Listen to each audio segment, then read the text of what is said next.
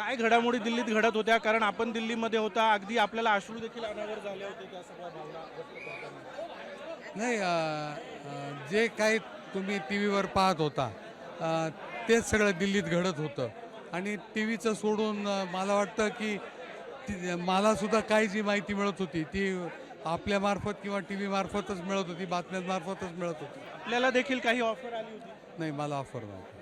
एकूणच आपण जो निर्णय घेतला आज शिवसैनिकांमध्ये हे सगळं वातावरण आपण बघतोय, काय कारण आहे याच्यामध्ये? नाही, काही नाही. माझी कृतज्ञतेची भावना आहे आणि शिवसैनिकांना आनंद आहे की त्यांनी ज्या माणसासाठी प्रयत्न केले, ज्यांच्यासाठी निवडणुकीत उन्हा पावसात प्रयत्न केले, तो माणूस आपल्याबरोबरच राहिला, याचा आनंद त्यांच्यामध्ये सर्वांमध्ये आहे.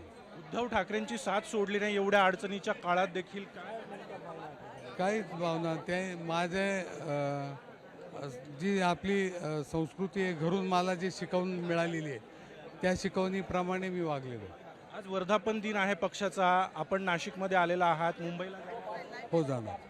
आणि काय एकूणच हे सगळं वातावरण खरं तर खूपच आनंदोत्सव या ठिकाणी साजरा होतोय. हा आनंद आहे, आता ते करतायत.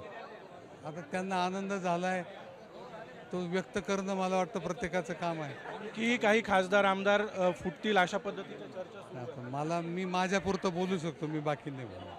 आपण पाहतोय की राजाभाऊ वाजे हे या ठिकाणी नाशिक रोड रेल्वे स्थानकावर दाखल झालेले आहेत आणि अगदी जल्लोषात त्यांचं या ठिकाणी स्वागत केलं जात आहे. आणि एकूणच आपण उद्धव ठाकरे यांची साथ सोडणार नाही अशा पद्धतीची भूमिका त्यांनी पुन्हा एकदा बोलून दाखवली आहे. कॅमेरामॅन प्रवीण काळबांडेसह अभिजित सोनवणे, साम टीव्ही, नाशिक.